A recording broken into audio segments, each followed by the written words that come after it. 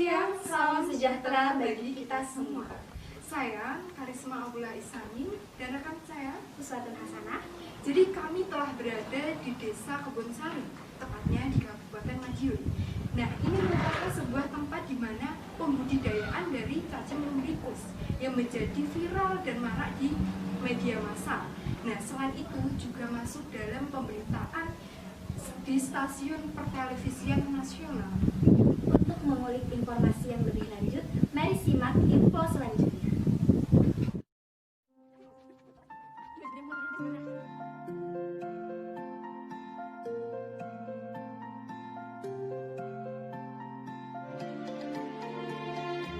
Saat ini kita bersama dengan Ibu Nuning yang salah satu sebagai mitra pembudidayaan cacing lumricus.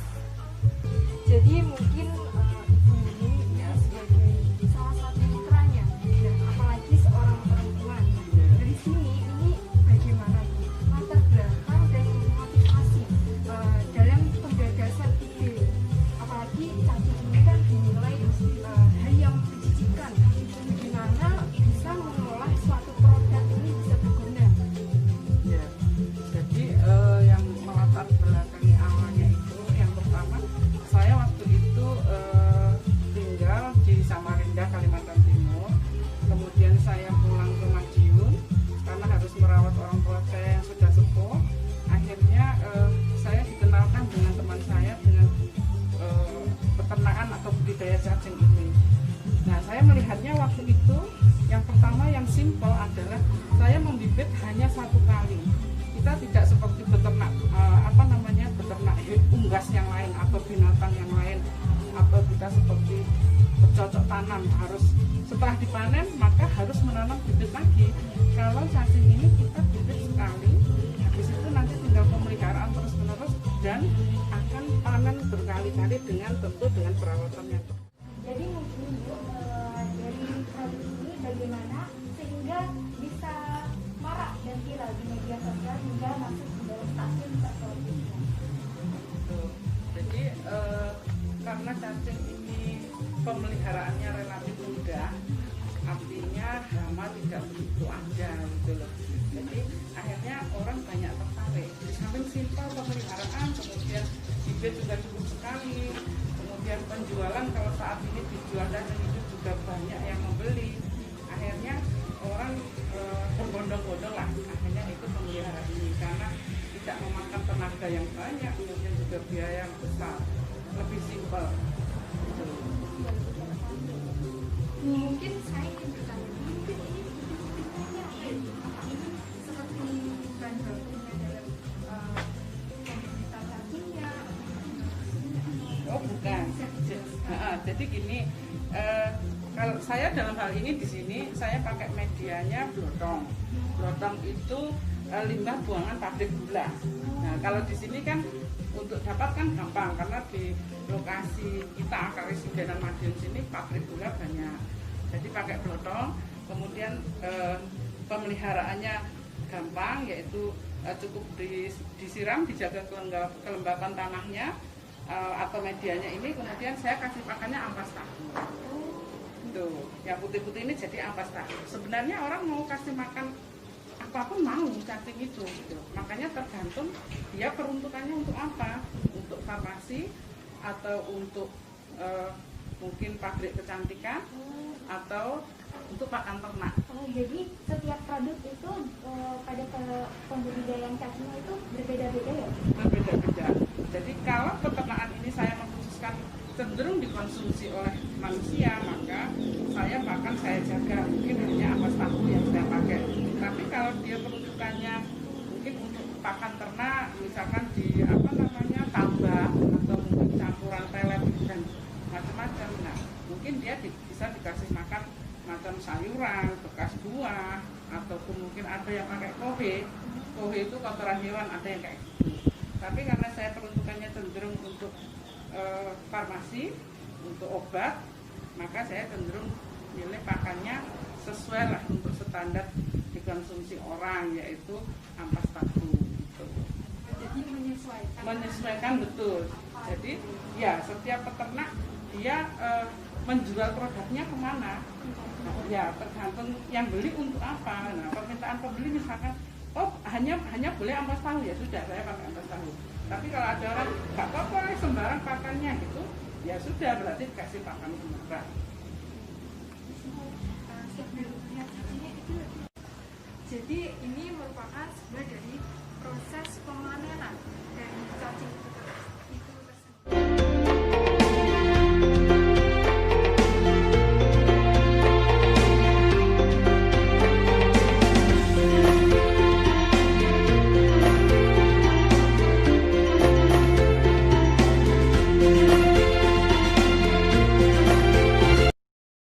Setelah penebaran pertama paling tidak 2 bulan baru dipanen.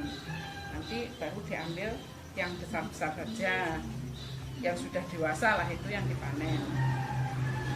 Tuh. Biasanya satu kolam ini ukuran 10 meter persegi, kurang lebih 10 meter persegi, biasanya dihasilkan cacing bersih sekitar 30 kilo.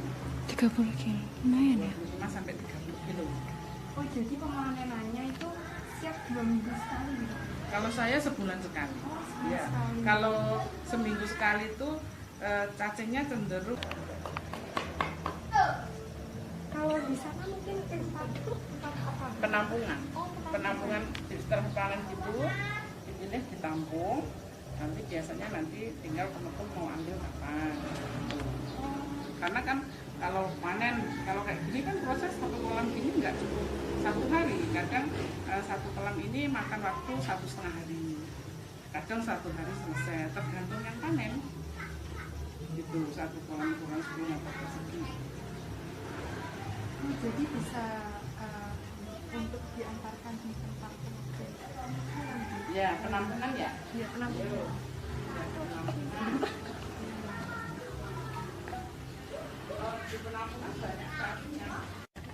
Sudah. Bu, jadi mungkin bisa dijelaskan ini perbedaannya Penampungan. Penampungan dari tempat ini dan Ya. tempat yang sebelumnya. Cenderung medianya agak basah ya, kemudian lebih tebal lah, paling tidak 5 cm. Kalau di sini agak kering ya, Bu? Ya, kalau di penampungan dia agak kering yang pertama, kemudian medianya tipis. Medianya tipis, terus dia di kolam ini biasanya tidak lebih dari 7 sampai 10 hari sudah keluar, sudah ke pembeli lah. Oh, Sudah ke pembeli. nah, kayak Nah, ini sudah cacing iya. Nih. Jadi hanya cacing dan jumlahnya banyak. Ini penampungan, yang itu juga penampungan bawah. Dari jauh ya? Kemudian penampungan lagi sih kontrol. Kalau vacuum dry oven. Jadi ini ovennya, ini vakumnya untuk menyedot uapnya. Jadi hasilnya benar-benar crispy. Nah, nanti hasilnya seperti ini. oh, ini sudah selesai ya, Bu? Sudah, ini yang cacing Oh, jadi kering. ini hasil dari Ya, pengampungan. ini sudah cacing kering.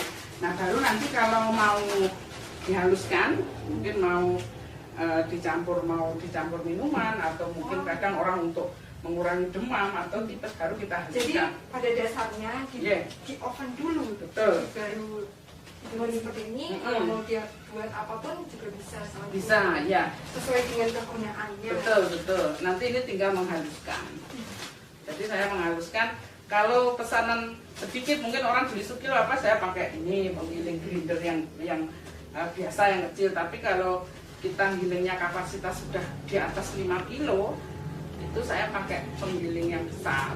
Jadi nanti jadinya itu kayak tepung gitu ya? Tepung ya. Kayak serbuk coklat gitu. Persis. Halus. Terus banyak.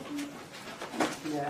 Inilah tadi cacing yang ada di kolam-kolam menjadi seperti ini pemirsa. Ya. Iya. Ada berapa macam produk, Bu, selain tepung?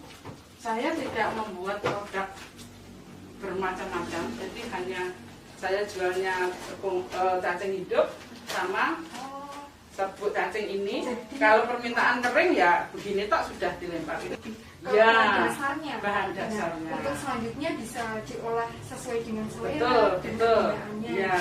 Jadi ini merupakan hasil dari Serbuk cacing murni. serbuk cacing murni ini Ya. dari pengovenan dan Ya. selanjutnya Betul. ini diapakan itu? Digiling, setelah kering gini digiling atau dihaluskan. Dengan menggunakan alat seperti itu ya. Kalau untuk kapasitas kecil grinder, nah grinder ini kalau kapasitas Jadi apabila kuantitas dari serbuk tersendiri itu mempunyai kuantitas yang kecil, maka bisa menggunakan alat ini. Apa Ya. namanya alatnya, Bu? grinder atau Nah, apabila mempunyai kuantitas yang cukup besar, lebih dari ini bisa menggunakan diesel ataupun selepan. ya menggiling pakai mesin diesel. Jadi ini bisa langsung dikonsumsi ya? Bisa. Bisa buat obat begitu ya? Betul, saya sendiri ada asam lambung, ada tipes, kemudian mah akut itu ya konsumsi ini alhamdulillah berkurangnya banyak. Cara penggunaannya gimana Bu? Apa langsung dicampur air? Dicampur air boleh, dicampur teh boleh, dicampur minuman boleh, atau di packing ke kapsul dulu juga boleh. Terus bagaimana menentukan dosis atau bagaimana ini kok bisa segini ukurannya, segini? Kalau biasanya kita ini faktor kebiasaan dari yang sebelumnya sudah menjalankan itu. Jadi karena yang sebelumnya sudah, kalau saya sendiri tidak menentukan dosis, tapi orang membeli serbuk cacing, kemudian dia untuk apa untuk ngobatin mah gitu, dia biasanya sudah mengetahui, oh saya pakainya segini. Biasanya kalau dicampur minuman gitu, biasanya satu satu sendok teh itu loh. Oh, satu sendok. Jadi sedikit aja. Pakai air hangat gitu ya? Air ayam boleh, pakai boleh. Serbuk tersendiri itu mempunyai kuantitas yang kecil, maka bisa menggunakan alat ini. Apa Ya. namanya? Grinder atau Nah, apabila mempunyai kuantitas yang cukup besar, lebih dari ini bisa menggunakan diesel ataupun selepan seperti bahasa Jawanya. ya menggiling pakai mesin diesel. Jadi ini bisa langsung dikonsumsi ya? Bisa. Bisa buat obat begitu ya? Betul, saya sendiri ada asam lambung, ada tipes, kemudian mah akut itu ya konsumsi ini alhamdulillah berkurangnya banyak. Cara penggunaannya gimana Bu? Apa langsung dicampur air? Dicampur air boleh, dicampur teh boleh, dicampur minuman boleh, atau di packing ke kapsul dulu juga boleh. Bagaimana menentukan dosis atau bagaimana ini bisa segini ukurannya? Kalau biasanya kita ini faktor kebiasaan dari yang sebelumnya sudah menjalankan itu. Jadi karena yang sebelumnya sudah, kalau saya sendiri tidak menentukan dosis, tapi orang membeli serbuk cacing, kemudian dia untuk apa untuk ngobatin mah itu, dia biasanya sudah mengetahui, oh saya pakainya segini. Biasanya kalau dicampur minuman itu, biasanya satu satu sendok teh itu. Jadi sedikit aja. Pakai air hangat gitu ya? Air ayam boleh, pakai boleh. Baik Bu, untuk selanjutnya apakah ada kendala atau halangan dalam pembudidayaan? Kendala pemeliharaan atau budidaya, saya rasa selama ini tidak terlalu berat lah, masih bisa mengatasi itu. Kendala yang mungkin saat ini dihadapi saya pribadi ataupun beberapa teman yang sudah budidaya ini sebenarnya di pemasaran, karena pasar cacing ini fluktuatif, dalam artian kalau bentuk cacing hidup itu sangat fluktuatif. Saat ini harga bisa sampai 15.000 per kilo cacing hidup, sampai 25 dan 30. Artinya tergantung orang ketemu yang harga berapa gitu.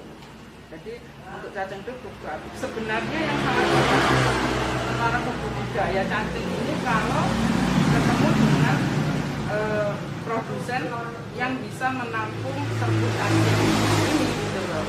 Itu dengan standar-standar yang diinginkan mereka. Itu lebih mudahnya artinya dia tinggal produksi cacing, maunya berapa keperluannya, petani berani mengembangkan. Tapi kalau menjual dalam bentuk pasar fluktuatif yang pertama, yang kedua juga risiko cacing kalau delivery terlalu jauh juga resiko mati. Jadi sebenarnya yang agak kendala adalah di memasak. Dari pemasarannya ya. Ya. Baik Bu, terima kasih banyak untuk kesempatan ini.